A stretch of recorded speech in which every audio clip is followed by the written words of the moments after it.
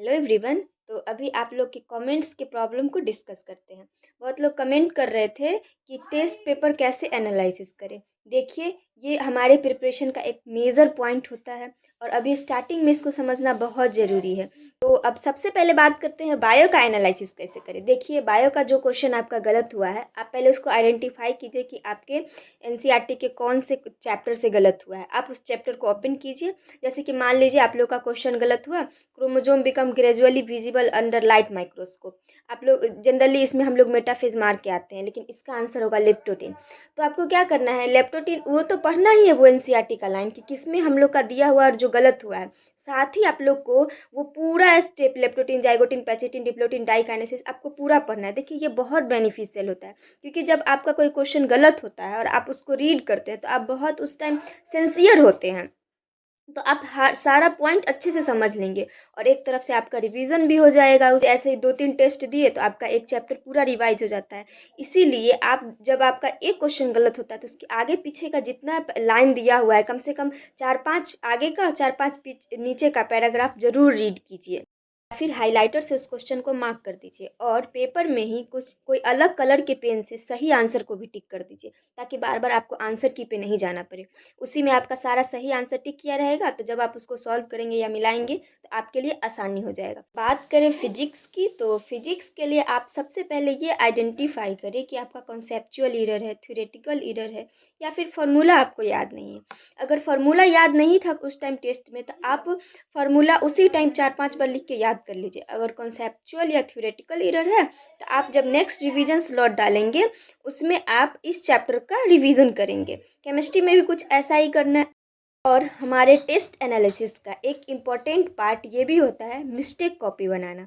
Mistake copy कैसे बनाए, ये बहुत ज़्यादा इम्पॉर्टेंट होता है, क्योंकि देखिए, आप बहुत सारा टेस्ट देंगे, मतलब अभी से नीट 2027 तक आप 100-200 टेस्ट तो दे ही देंगे।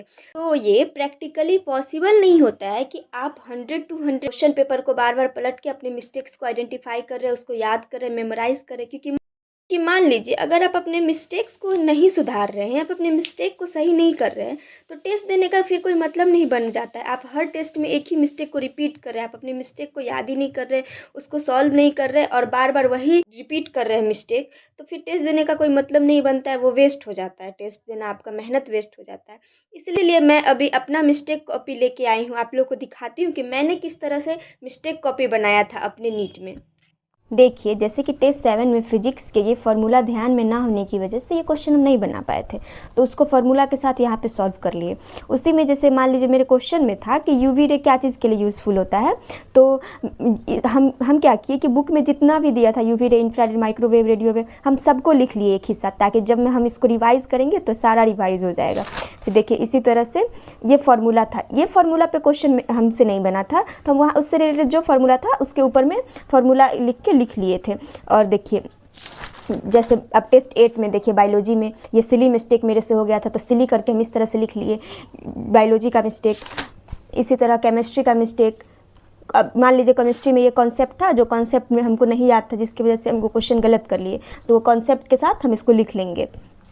इस तरह से क्वेश्चन लिखिए, फिर इसको सॉल्व कीजिए और आप बार बार इस कॉपी को रिवाइज़ कीजिएगा, तो आपका जो भी एरर होता है वो सॉल्व हो जाता है, ताकि आप इसे मिस्टेक को बार बार नहीं कर पाएंगे। देखिए, इस तरह से आप फार्मूला कॉपी, और जैसे कि देखिए ये चीज़ मेरे को नहीं पता था, टेस्ट सॉल्यूशन में ये दिया था और ये मुझे अच्छा लगा, तो मैंने उसको यहाँ पे लिख लिया फार्मूला करके, ताकि अब फिर इसको रिवाइज़ करेंगे तो ये भी रिवाइज़ हो जाएगा। इस तरह से आपको भी एक मिस्टेक नोटबुक बनाना है, जिसको कि आप बार बार रिवाइज़ करेंगे और अपने मिस्टेक्स को रिपीट नहीं करेंगे, और इसको बार बार टाइम टू टाइम रिवाइज़ भी करेंगे।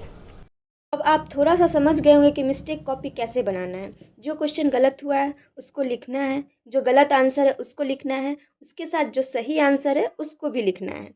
और फिजिक्स में भी क्वेश्चन लिखना है, उसका सोल्यूशन लिखना है, अगर उसका कोई शॉर्ट ट्रिक है तो उसको आप वहाँ पे लिख लीजिए। क्योंकि देखिए, लास्ट टाइम में क्या होता है ना कि हम लोग नोट्स वगैरह नहीं पढ़ पाते हैं, उतना टाइम भी नहीं रहता कि नोट्स पढ़ने जाए, लेकिन आप अपने मिस्टेक कॉपी को बार बार रिवाइज ज़रूर करेंगे। तो इसीलिए आपका जो भी कॉन्सेप्ट आपको नहीं आ रहा है, आप ट्राई कीजिए कि मिस्टेक कॉपी में ही लिख लीजिए, ताकि आप जब मिस्टेक कॉपी को रिवाइज़ करें तो आपका वो कॉन्सेप्ट भी रिवाइज़ हो जाएगा। दूसरा प्रॉब्लम ये था कि बायो का नोट्स बनाया नहीं, शॉर्ट नोट्स बनाया नहीं। देखिए, अभी के क्वेश्चन के ट्रेंड के अकॉर्डिंग मैं आपको यही सजेस्ट करूँगी कि सारे चैप्टर का नोट्स बनाना ज़रूरी नहीं है। देखिए, बायो में सिर्फ एनसीईआरटी ही फॉलो किया जाता है। आप नीट 2026 री-नीट सबका क्वेश्चन देख सकते हैं। 1-2 क्वेश्चन ही ऐसा होता है जो मतलब थोड़ा-सा उसमें दिमाग लगाना होता है, नहीं तो सारा डिट्टो एनसीईआरटी बेस्ड होता है। इसीलिए आप ऑलवेज़ ट्राई कीजिए एनसीईआरटी रीड करना। लेकिन जैसे कोई चैप्टर मॉर्फोलॉजी हो गया, कोई रिमेंबर बायोमॉलिक्यूल्स हो गया, तो इसमें याद करने वाला चीज़ें ज़्यादा है, तो आप इस चैप्टर का शॉर्ट नोट्स बना सकते हैं जिसमें कि आप जो मतलब मान लीजिए इसका ये एग्जाम्पल है, इसका ये एग्जाम्पल है, इस तरह से आप शॉर्ट नोट्स में लिख सकते हैं। बाकी मान लीजिए कोई चीज़ आपको सर समझा रहे हैं, आप जब लेक्चर अटेंड कर रहे हैं तो आपको सर कोई चीज़ समझा रहे हैं जो अच्छा लगता है, आप उसमें भी क्या कीजिए स्टिकी नोट लगा के आप उसमें लिख लीजिए, या फिर बायो के बुक में ना साइड साइड में स्पेस होता है, आप वहाँ पे भी लिख सकते हैं सर जो भी अच्छा चीज़ बता रहे हैं, या फिर बुक में ही आप स्टिकी नोट लगा के आप वहाँ पे लिख लीजिए, ये ज़्यादा सही होगा क्योंकि आप उस चीज़ को भी रिवाइज कर लेंगे और बायो के एनसीईआरटी को भी रीड कर लेंगे जब आप पढ़ने जाएंगे तो। और लास्ट टाइम में नोट्स कोई नहीं पढ़ता, यकीन मानिए मैंने भी नोट्स बनाया था, इतने मोटे मोटे नोट्स बनाए थे, लेकिन आज तक कभी बायो का नोट्स नहीं पढ़ी। इसीलिए ट्राई कीजिए कि जो सर बता रहे हैं इम्पोर्टेंट उसको बुक में ही लिख ले और बुक को बार बार रीड करें। जितनी बार आप एनसीईआरटी को रीड कीजिएगा उतना अच्छा होगा आपके लिए, उतना बेनिफिशियल होगा। एक और आप लोग का प्रॉब्लम था कि फिजिक्स में नीट के पीवाईक्यू करें, जेई के पीवाईक्यू करें या दोनों करें। देखिए, मैं ये कह रही थी कि फिजिक्स में नीट के पीवाईक्यू तो करना ही करना है, उसको स्किप नहीं करना है। लेकिन अगर जेई के पीवाईक्यू अभी के ट्रेंड के अकॉर्डिंग जेई के पीवाईक्यू भी करने हैं, आप क्या कीजिए 5 to 6 ईयर्स का अभी फिजिक्स वाला का एक पीवाईक्यू बुक आया है जिसमें 5 to 6 ईयर जेई के पीवाईक्यू दिए हुए हैं। आप वो बुक को परचेज कर सकते हैं और उसको सॉल्व कर सकते हैं। मैं उसको देखती हूँ तो मैं उसको टैग कर दूँगी इस वीडियो में, आप लोग वो बुक देख सकते हैं। वो काफ़ी सही बुक है, 5 to 6 ईयर शायद जेई मेंस के पीवाईक्यू का दिया हुआ है। मैं भी सोच रही हूँ उस बुक को लेने का। तो ये रहा आप लोग का प्रीवियस कमेंट का आंसर, और आप लोग अगर इस वीडियो में भी कुछ कमेंट करेंगे तो फिर उसको नेक्स्ट वीडियो में मैं आप लोग को बता दूँगी, सॉल्व कर दूँगी। Thank you.